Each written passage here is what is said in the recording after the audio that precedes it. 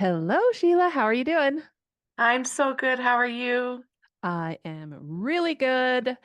I cannot wait for you all to hear just some of Sheila's story. I met Sheila in a very interesting way about was it 3 years ago? 2020? Almost four now. Almost four Yeah, years ago. yeah, I was doing some videography work and doing some grad videos. And your son was graduating that year, and you had reached out. Didn't end yeah, up doing a grad video for him, but you have been following along since yeah. then, and you've reached out many times, and we finally met this year. And I love that we have finally met. Me too. We've actually met and had dinner, and that's how I found out all about your incredible story, which we're going to get into. But welcome Yes. to the podcast, Sheila. Thank you so much. I'm so excited to be here. Honestly, I feel very honored for you to have me on here. Oh, I can't wait to talk about it, honestly. We went out for dinner and we were there for 3 hours, maybe. Yeah, a long time. And the whole time, my jaw was like, ugh, yeah, it was down a lot Yeah. because you have an incredible story that is hard. But hmm now what's happening with your journey is you're doing some really beautiful stuff. Yeah. And that's all about my podcast, right? Is hmm taking what has been hard in your life and finding the beauty in it and then Yes. helping other people. Yes, absolutely. And your story is absolutely one of those. So let's get into it. So, what That's happened in 2021 for you? Yeah, 2021. That was a big year for a lot of people with the pandemic. COVID was ramping up, and a lot of us were now working from home, and the kids were sent home to school from home. And I ended up getting sick. I contracted COVID. I was, like I said, working from home. So I was unwell for about a week at home and just thought, oh, I'm just not feeling so good. I'm not sure what it is. I didn't think it was COVID because I didn't think I was sick enough as to what you had heard through the media and kind of other people talking. But yeah, I ended up going into the hospital and they, of course, COVID tested me and they said, yep, you're absolutely positive. You have the B117 variant, which was pretty serious. It was a pretty serious one. And right away was concerned about the people living in my house. Mhm. So who else lives at home with you and whoever's there, they need to be tested as well. So of course, I was more concerned as my mother lives with us that she was COVID positive because of course we were told it's the vulnerable, the elderly, the compromised. And truly, I really didn't have any comorbidities. Was I Mhm. overweight? Yeah, most people are. Yeah, yeah, So I really didn't have any health issues. yeah. So yeah, when I did hear that we got to reach out to people who need to be tested, I was concerned about her. Mhm. There's my son and also my husband at home. So everybody tested. Both my son and my mom did test positive, but they did fare totally fine at home. Mhm. Myself, on the other hand, I was admitted into hospital and I was still holding my own, totally doing fine for a couple of days until the third day when just overnight I couldn't breathe. Mhm. My breathing was very labored. I felt like I couldn't catch my breath. I couldn't speak and talk, like kept holding a breath. And I paged the nurse and they came in, rushed in, and knew immediately I was struggling. So it was moments really that they tried to help me, and with no success, they called the ICU team. So I knew they were coming. They said, we've called the ICU team. They're coming. They're going to take you to ICU. And yeah, within minutes, they were there. They wheeled me across the other side of the Foothills Hospital into the McCaig Tower. And I just remember laying on the stretcher and so much is going through your mind at that time because you've heard of other people going into ICU. I didn't know at that time, am I being intubated? What's happening? Of course, I figured I was with the breathing issues I was having, but a lot going through my mind. And they announce you when you come into the ICU ward. And I could hear my name being announced, all my sats being announced, and COVID variant 117, like all the medical terms as Yeah. I'm going down the hallway into my pod. And it's very overwhelming. It can be absolutely a very scary situation. And I just knew I just had to really remain calm in this moment. So I was wheeled into the ICU pod that was mine. And right away, multiple nurses and doctors were there. And one nurse said to me, "Are you married?" And I said, "Yes." She said, "Do you have children?" I said, "Yes." She said, "Do you have your phone on you?" And I said, "Yep, it's right here, tucked under the sheet." Mhm. And she said, "You need to call your family and say goodbye." So, yeah, of course, right away, I dumbfounded, right? I Yeah. just looked at her. Okay, number one, do they actually tell you that? Yeah. When you go to ICU, is that protocol? Do they actually tell you to call your family? I mean, I know you'd heard stories about families not being able to say goodbye, not being there, because of course, no, my husband dropped me at the door when we went to the hospital. Nobody could come in. This Mhm. is the pandemic. That's how they worked. So Hold yeah, on I a sec. was At that moment, did you feel like you were there in that um moment when she said that? that I was on death's door. Yeah. Absolutely not. No. That that is so wild. Yeah, absolutely not. Like I knew I was struggling, but never did I have that level of fear. Yeah. I'm very open that I'm a believer Mhm. and I have a very strong faith.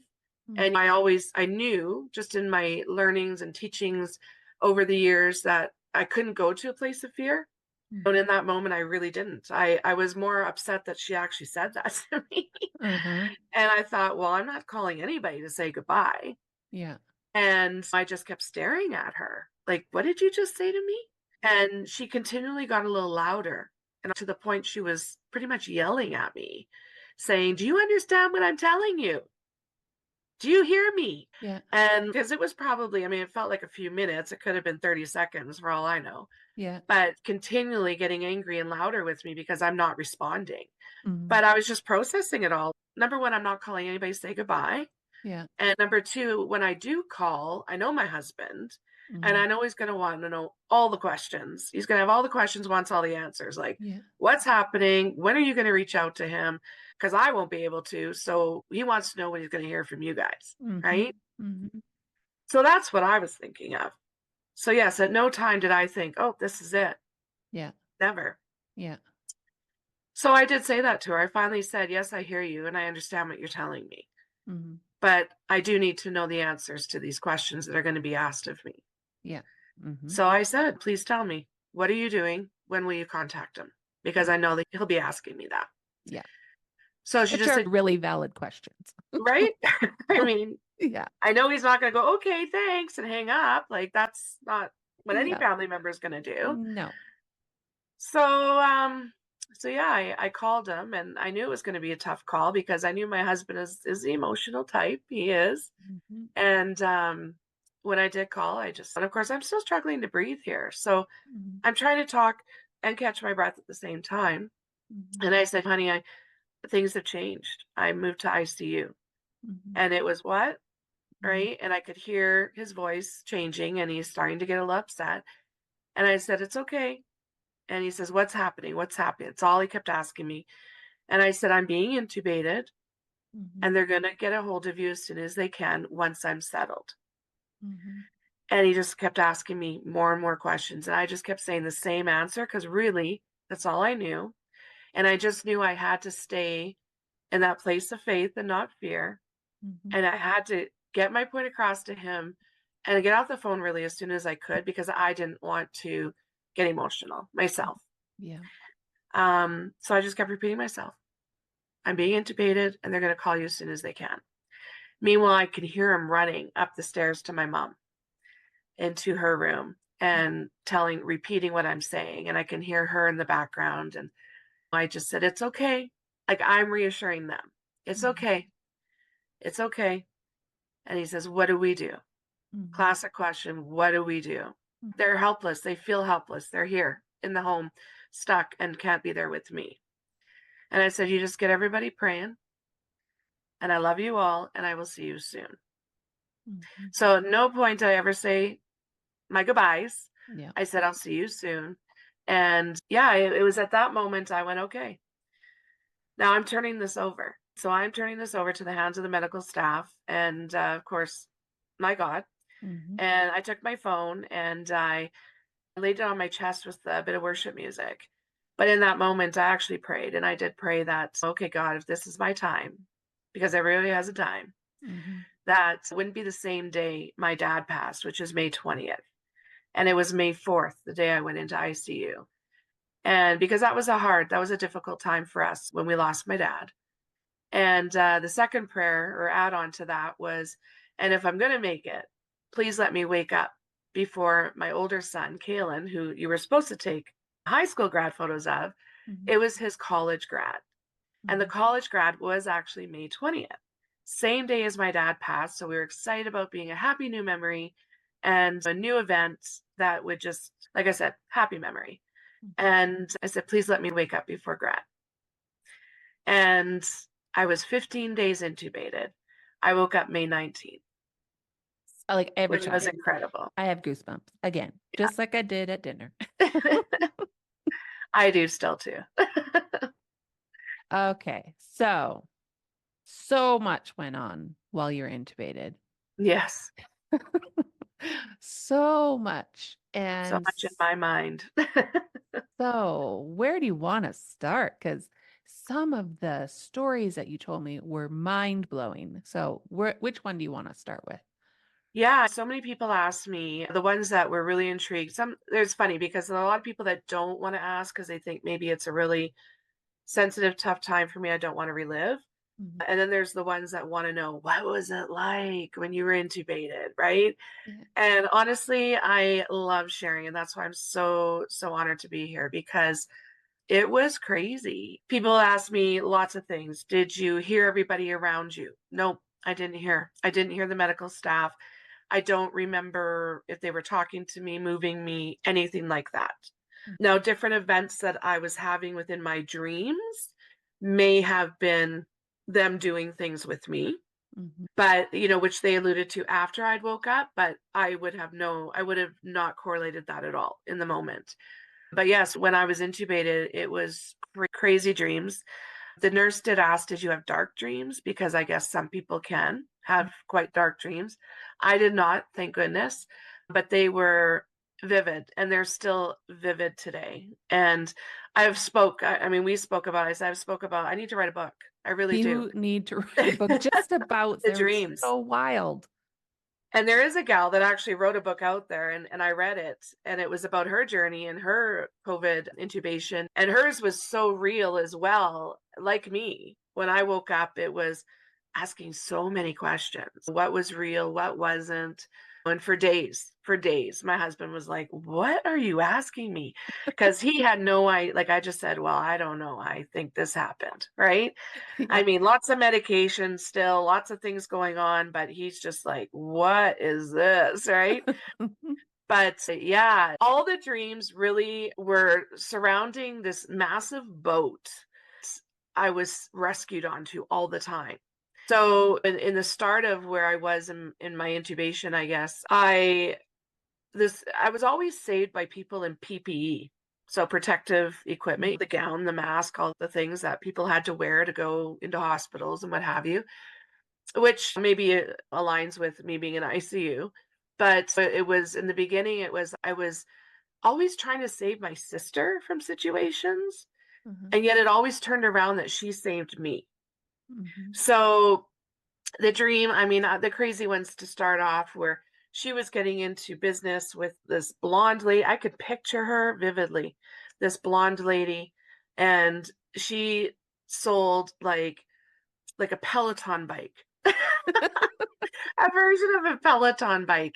And my sister was going to get into business with her, and they owned these gyms, and they were going to sell these like underground Peloton bikes. And I kept telling her, she's bad news, she's no good. And this lady kidnapped me and tried to like put me in a big butter vat where in this farm, like to shush me up basically. Yeah. And all of a sudden, out of nowhere, this woman in PPE walks in and saves me out of the butter vat. And I'm screaming because I'm like, who is now trying? Are you saving me? Or are you still hurting me? Mm. And the girl's like, no, it's me. It's me. It's your sister. It's Shannon. She pulls down her little mask and I see it's her. And I'm just shocked because I'm like, are you a nurse now? Like, couldn't believe it because my sister is the last person you'd expect to be a nurse and hates the sight of blood and all things. If her kids were hurt when they were little, she called me. Yeah. So just weird to have that. And so she took me from that situation of being The tried butter to be bat. killed in a butter vat. Yeah. And, and all of a sudden we're going on this big boat. And the main floor of this boat we go on, and it's almost like a hospital, or no, sorry, an ambulance like bay. Mhm. So you're in an ambulance in the back of an ambulance, and that's what this is like. I'm laying on a stretcher because she's like, "You're really sick. I'm going to help take care of you. We're going to get you better." And the floor though is all glass. You can see down. Now we're in the ocean.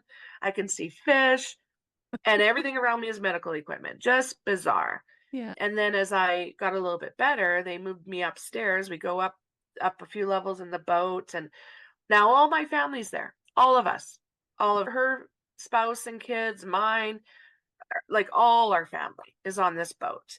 And they've got weird showers that you just throw these these soap pucks into, and you jump in, you shower for 3 seconds and you walk out. It was like the Jetsons on a boat. That's really what it was like. It was so bizarre.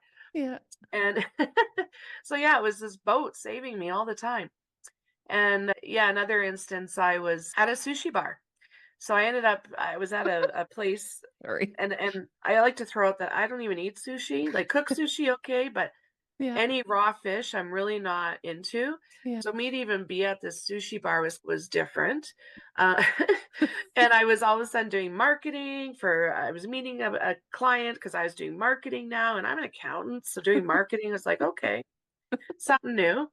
And they didn't show up for the meeting, so I had ordered something to eat because I felt bad. I was sitting there, and yet this couple that ran the restaurant, she kept coming after me on the chair, and she's like, "What's wrong with you? You don't speak. What's wrong with you?" And in my dream, I'm speaking to her, Yeah. but I pretend or say I'm speaking, and then she'd shake my chair and say, "No, you can't speak. There's something wrong with you." And just annihilating me in the chair. And I remember looking up into the corners of the restaurant, and there's little men curled up in like they're little men. And it's almost like the little, what were those in The Wizard of Oz? Yeah. Like And trolls or something, or and not they trolls. flew. Yeah. Remember Yeah. those? Yeah. Yeah. That's what I picture. But they had guns. So they were protecting the restaurant and everything. And then I was thinking, oh my goodness, I'm in a bad place here. This isn't good.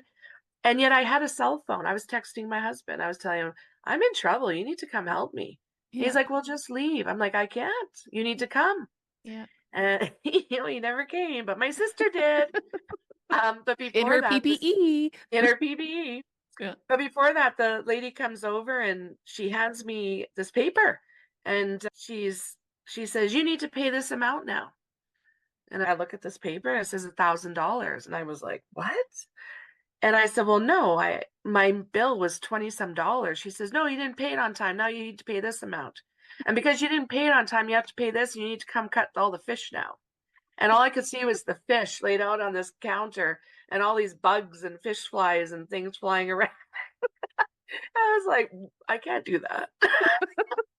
So I was being extorted. I was being extorted because I didn't pay my bill on time. Yeah. So as that's happening, I'm texting my husband again saying, "I gotta get out of here."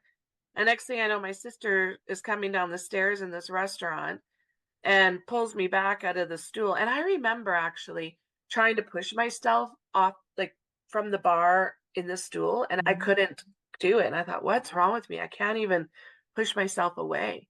So Mhm. she pulled me out of the chair and she said, "Can you not walk?" And I said, "No, I don't think so." And all of a sudden, there's a wheelchair, and she puts me in a wheelchair and wheels me onto the boat. Again, the boat's there. And she just said at that moment, "You got to stop because I'm not going to save you anymore." So, I mean, those are just a couple. There are so many, What honestly. does your Like, sister think of these stories after? well, they laugh. I mean, the whole family laughs. She laughs especially because that was the first question out of my mouth when I could really speak after I woke up was, is my sister a nurse? Because I was convinced she's a nurse now. She saved me. You have no idea what she's done for me. And no, my husband's like, no, she's not. So when I tell her that, she thought that was hilarious, right? She thought, oh Yeah. yeah, I'm the best nurse ever. And but my kids, they always ask, tell us more. They always want to hear the stories. Yeah. They think they're hilarious because they are so outrageous. They Yeah. truly are. So was Um, it a factor of the medication, or what do you think was creating these Yeah, memories I or would these say. I mean, dreams? I didn't ask specifically, but from what I understand, even in hearing things after I was awake, they absolutely put you, I mean, to put you into a comatose state, they're putting you on certain drugs, they're putting you on certain psychosis meds. And I did hear them say at one point, we need to start drawing those back. So I knew that I was on some sort of psychosis meds because even after I did wake up that night, I kept telling the nurse, I mean, in ICU, they're sitting in a little glass pod watching your every move. Mhm. And right beside your bedside, essentially, they just outside the door. It's a glass, it's like a fishbowl, right? They Mhm. see everything. And I had this beautiful view, all windows at the end of my bed of Shaganapie and the bridge overlooking where the hospital crosses over. You can go to the children's hospital and keep going Shaganapie, like boat trail. Yeah. And I was looking out this window all through the night and I was seeing aliens fighting outside the window. And Mhm. that was very real to me. And it started snowing and blizzarding out the window. This is May 20th now, or 23rd, or whatever it was. I'm awake. Yeah. So none of that was real, but I was seeing that. So Mhm. as I'm paging her and saying, and she'd say, what's wrong, Sheila? And I'd say, there's aliens outside the window. She said, no, there isn't. You're all good. I'm like, no, they are. You need to come and see them. Like you need to come. They're Yeah. here, They're right? right there. Come on. They're here. Come see. She's just like, no, you're okay. You're safe. You're okay. They've heard that So before, I guess. yeah, absolutely. Yeah. So yeah, definitely I think it's the meds that do it. I mean, I'm very grateful that I didn't have really dark dreams. I mean, some of them, at one point I was in a fire in the house, and it was weird that it took me back to parts of me being a child even in these dreams. Mhm. Even the houses I was in, or I was in these as a child. Like I Mhm. remember that. Mhm. But yeah, this one house, I was in a house fire and I couldn't get out. I couldn't get out of it. And I tried like throwing chairs at the window and everything. Mhm. And next thing you know, yeah, someone with PPE comes down the stairs and breaks the window and out we go.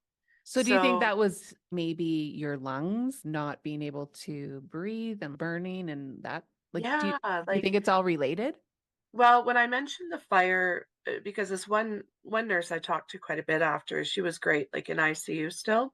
Mhm. And I said to her, I was in a house fire. And she goes, oh, we've heard that before.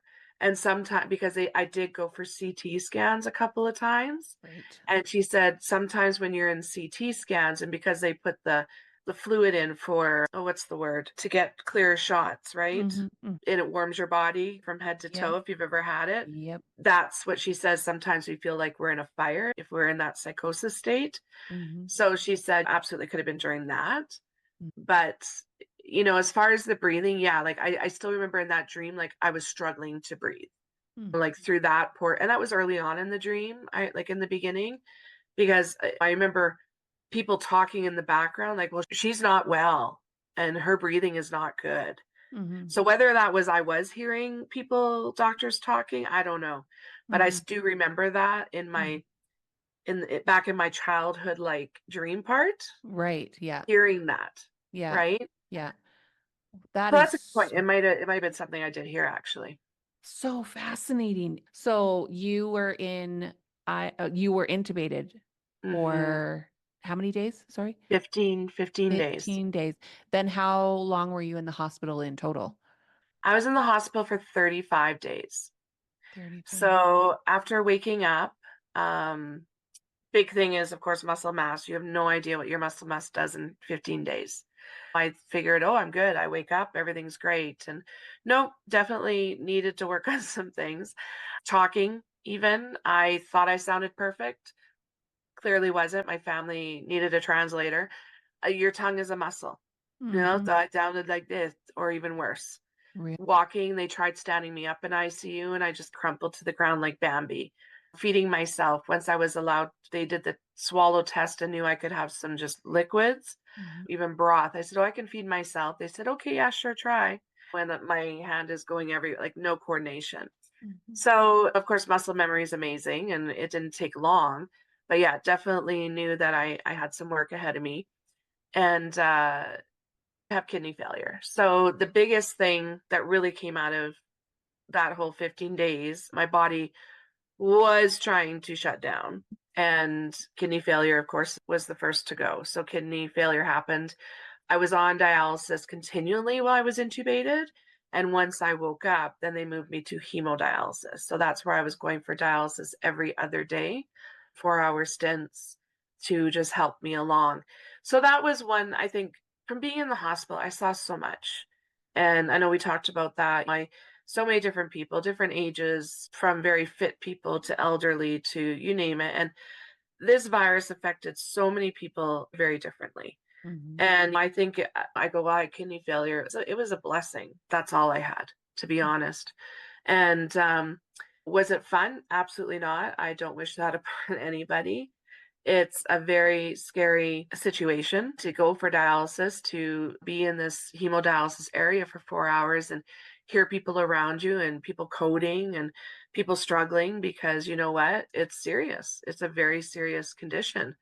And there's lots of people there that will never come off that unless they have a kidney transplant, Mhm. right? Mhm. So for me, I never ever thought I'd never be off it. Never did I ever think that. I just thought, no, it's a little blip in the road and we're just going to get through this. And the doctors, of course, it was, well, we don't know what your kidneys are going to do, and we won't know for 12 weeks. This is where we're at. And we'll just keep watching you. But definitely 12 weeks before we know what's going to happen. And I just thought, no way, I'm not doing this for 12 weeks. And I thought, I'm not accepting that. Mhm. Right. Mhm. And it was cute because every time I went in, the nursing staff, they were lovely. I had tremendous care. I want to put that out there. I had amazing care from Mhm. the moment I went in till the moment I left, and continually the specialist I still deal with today. Amazing, amazing care. Mhm. Truly. So during all that, as crazy it was in the hospitals with the medical teams and everything that was all over the media, they were amazing Mhm. and working their butts off to help the people Mhm. and risking their own, right? And I couldn't be more grateful for that. Mhm. Mhm. But yeah, these cute little nurses, they'd come in with their iPad and they'd say to me, "Okay, Miss Sousa, we have a video we need you to watch. They're about permanent dialysis lines, and we need you to watch, for future what's going to look like." And I just look at my husband because I was allowed to have him in there with me, which was amazing in itself because they weren't allowing people. And he just said, "No, we're not going to watch that. We believe she will not need this down Mhm. the road." Mhm. And they just back out behind the curtain, and Yeah. I kind of giggle at him. I go, "They think we're crazy." And but I couldn't claim that because I knew my body was going to heal. I knew it was going to heal. And in 8 weeks, I was off dialysis. Mhm. And like I said earlier, it's crazy because you see all these people and you hear them and you hear the stories as you're beside them because it's just like being in the ER emergency room, right? Like the curtains are just blocking you off bed by bed. Mhm. So there's nothing private about it. Mm. But of course, because I'm now going in, having blood work done, they're going, "Nope, you're good. We don't have to dialyze. Your kidney function is at this."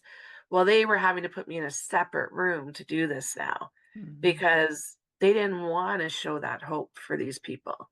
And Mhm. that's really sad, That's right? really That here I'm celebrating my success of coming off, and they're all coming in and hugging me and congratulating me, and yet hiding me away from what these people Mhm. may never have. Yeah. Yeah, So it's not that was giving them hope that they no, can also do it. yeah. And albeit like I loved my moment, I wanted other people to see that there is hope. Mhm. So I was Mhm. really torn during that time, like how I Mhm. was feeling about that. So I even said to the nurses, like, make sure people know there is hope, Mhm. right? Mhm. Like, look at me, use me as an example, Mhm. right? Share my story Mhm. because I wasn't the only one, whether it be COVID or some other illness that brought somebody in, and all of a sudden there's kidney failure. There's Mhm. hope. Mhm. So yeah, that was pretty trying. But yeah, after 8 weeks, I was off, and I set that goal. You know what? I actually set that because my sister had moved into a new home. Her and her spouse had built a brand new home the year prior. We didn't get out there in time when the pool was built, and it was Mhm. finally built in 2021. And I said, I need to be off dialysis by August 1st because I'm going to Winnipeg and I'm going in that pool, and I can't have this dialysis line sticking out of my body because I Yeah. couldn't even shower with it. I had to sponge bath. I had to go to my hairdresser to get my hair washed once a week. Yeah. You couldn't get it wet at all. Yeah. And yep, it was mid-July. I was off dialysis and I was booked to have the line removed and totally healed by August 1st to go to Winnipeg. And you got in So that pool, didn't you? I got in that pool. Boy, did I get in that pool. Amazing because I grew up with a pool. I was like 2 years old. My parents had put a pool in our house yard, and I am a very good swimmer, love swimming, love the pool, love the water.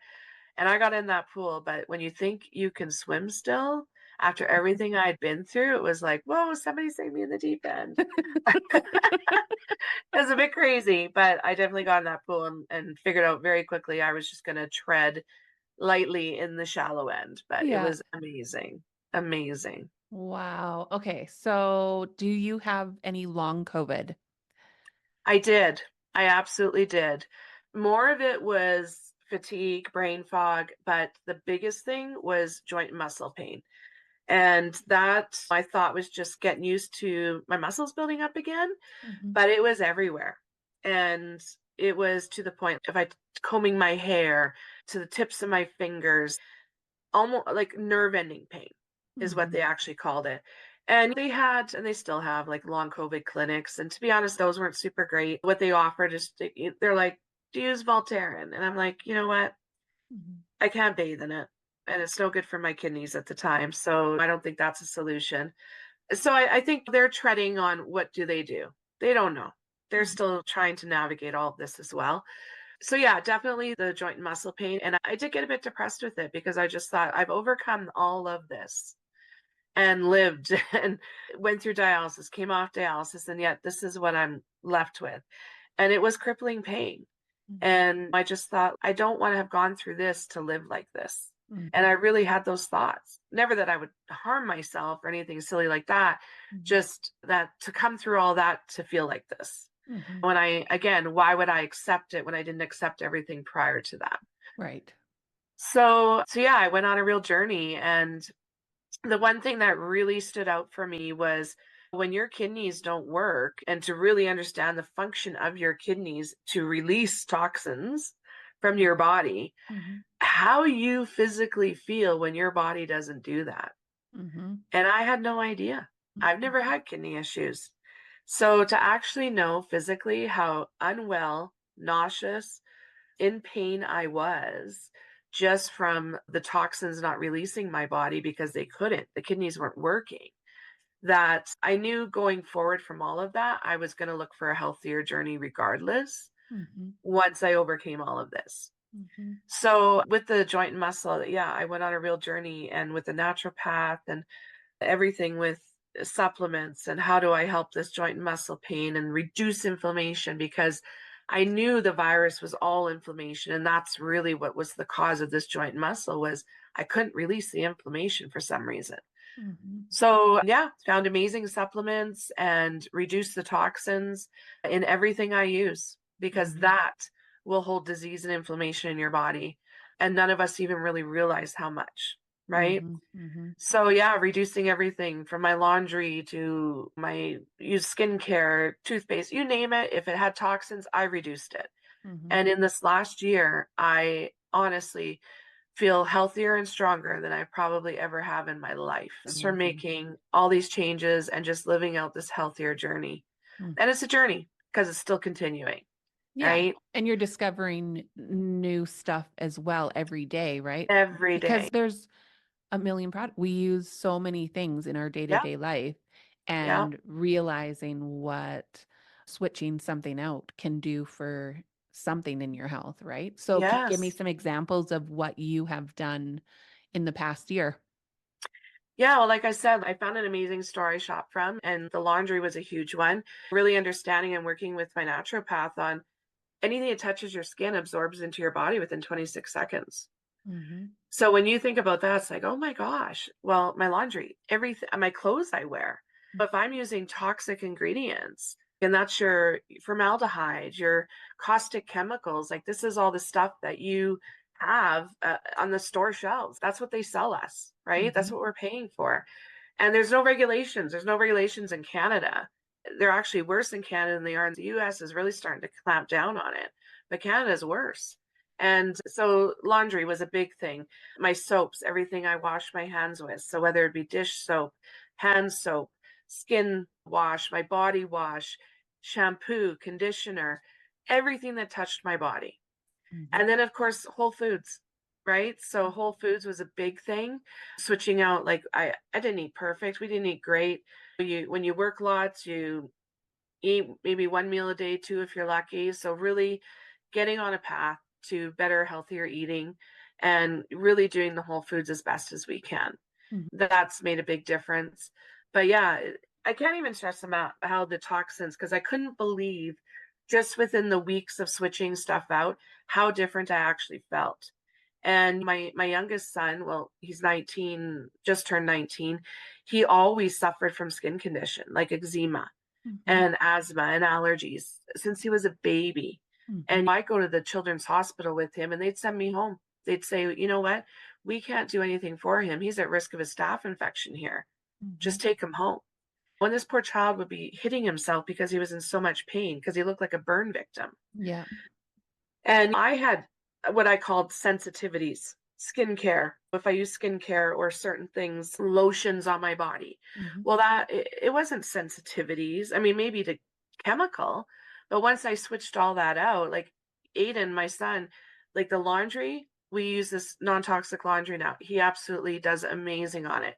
We Mhm. can use the scented. We've never been able to use scented for years, Mhm. but because it's all essential oil based, so using a lot of essential oils, natural products, Mhm. no issues, right? So now after 18 years, we can have scented products again. And yeah, making sure like all the stuff I use on my body that touches me is all as low toxic as it can be. Yeah. So The that's the one thing that I love, so Sheila and I have talked a lot about what she's doing and using in her day-to-day life, and I mhm, have started using some of them as well. mhm. And I got to talk about even just the supplements. The supplements are incredible. They are incredible. And I know now, like I've been on them for about 3 weeks now, maybe a 3 weeks, month, yeah, yeah, 3 weeks. And I know when I haven't taken them. yeah, Do you feel that way? absolutely, yes. Because I was so so the one that I use is Peak, Performance, yeah, and I am all about simplicity, okay? yeah, And these packages are literally in AM and PM packages. And AM, you just take them, they're all in there. Everything that yeah, you need to take is in this AM pack. You grab some water and you down them. yeah, And seriously, amazing. And then the PM, same thing. I know when I haven't taken them. yeah.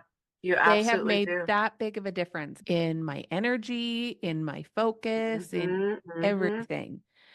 And Yeah, I've always known the importance of supplements, but until I actually started consistently taking them, I didn't realize the impact of them. Same with magnesium. yes, magnesium is huge. Yeah. You know, Are you finding it super helpful with your health oh and yeah. You yeah? know what? I started the magnesium actually from the store about 8 months ago. Mhm. And of course, being in an ICU journey like that, sleeping is going to be an issue after. So my night times were always difficult.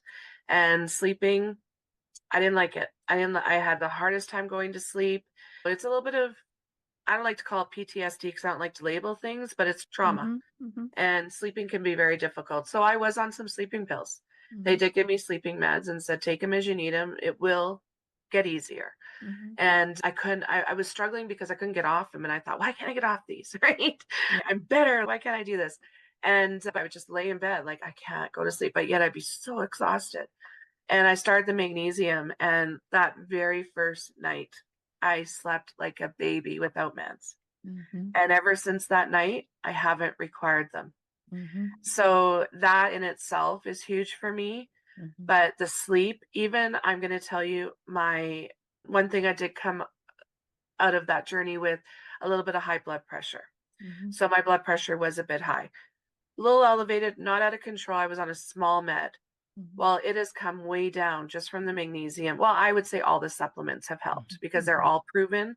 They Mhm. are scientifically proven to help that. Mhm. But since adding the magnesium, it's come down.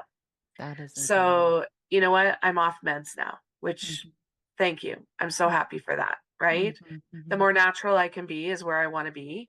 Yeah. And so that's a huge win. And yes, with those supplements, what I love is I love that, like I said, they're scientifically proven. But what I've learned is that there's so, because there are, you walk into a Shoppers Drug Mart, a Supplement King, a Pop, whatever, and Mhm. you look at all the shelves and you go, what do I take? Mhm. Because I did that, Mhm. right? So And did I. even the naturopath I saw has her own little store, Mhm. and I spent thousands of dollars. And I looked like a pharmacy because I had all these pill bottles everywhere and nothing was working. Like Mhm. nothing seemed to help. I thought, oh, they're going to be good for me. I'm going to take them. This is what they said to do. But I felt no difference. Mhm. I still had the pain. I still was tired and the fog and unbelievable, right?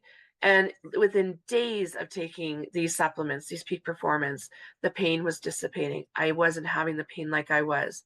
I Mhm. was running up and down the stairs going, what is happening? I don't have this pain. Mhm. I felt way more energy, clarity, the brain fog. Within a month, I felt human again. Brain fog is real. It is very real. Yeah. Like it is real. And so yesterday I had a really tough day.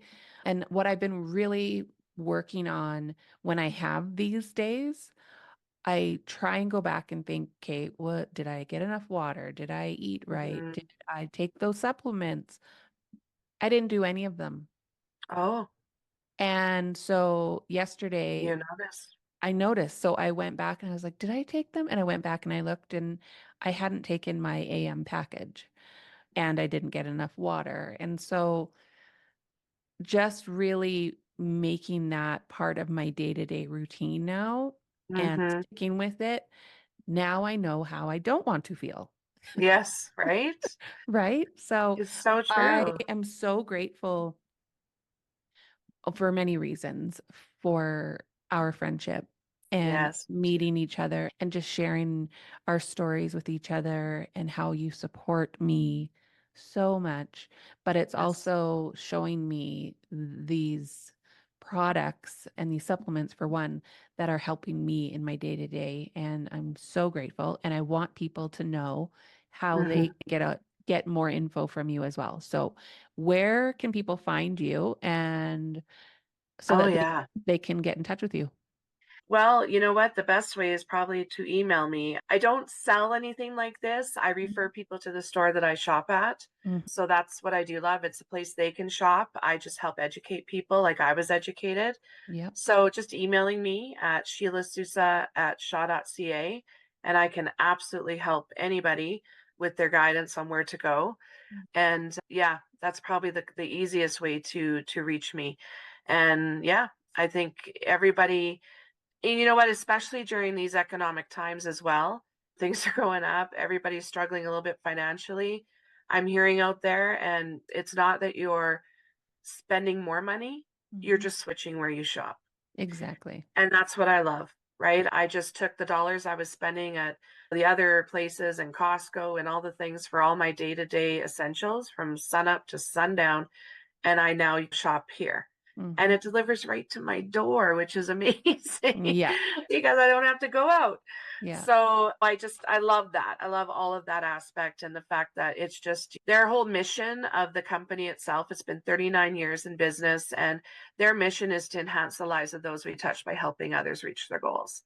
So that's a mission I can get behind because my journey is not unique. I know a lot of people went through a situation, and like we've talked, I want this to be a hope journey. This Mhm. is a hope and a miracle healing and a success story. Mhm. And I turned 50 this year in September. And my goal a year ago, when I started switching over everywhere I shop and my supplements and everything, was that I was going to be the healthiest I've been at 50. That's my Uh, goal too. I turned yeah. 50 this year too, Do and you? Oh, see? same thing was I want this to be my healthiest year yet, Yeah. and that I am my biggest goal now. Yeah. Yeah. Nothing else, just me. Just me. Mhm, That's me too. and See, I'm we're cheering you on, girlfriend. You've got this. me too. We're accountability partners, so we're going to We stick to are. that. We are. And I'm just so, like, honestly, I'm so grateful that you have shared their mission with hmm me because you're helping me with my goals. Yeah. So, so grateful for you. I end every interview with asking my guest what they are grateful for. What are you grateful for today?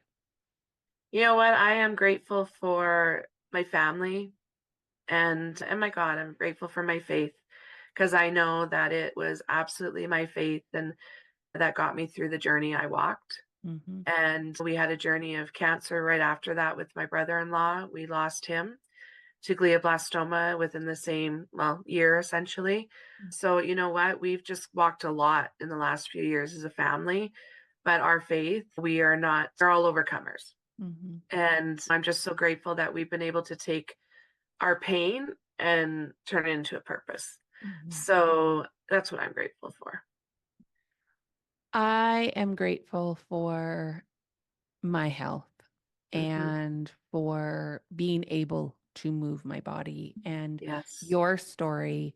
And I know I shared that evening we met about my friend that passed away from hmm cancer and like just being really grateful for the health that I have and the movement that I have and the breath that I have.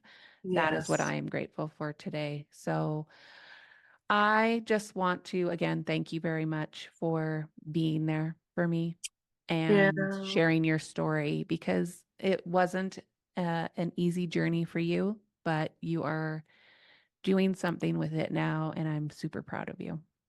Aw, thank you, friend. I believe people come into our lives for a reason, and this is definitely a big reason.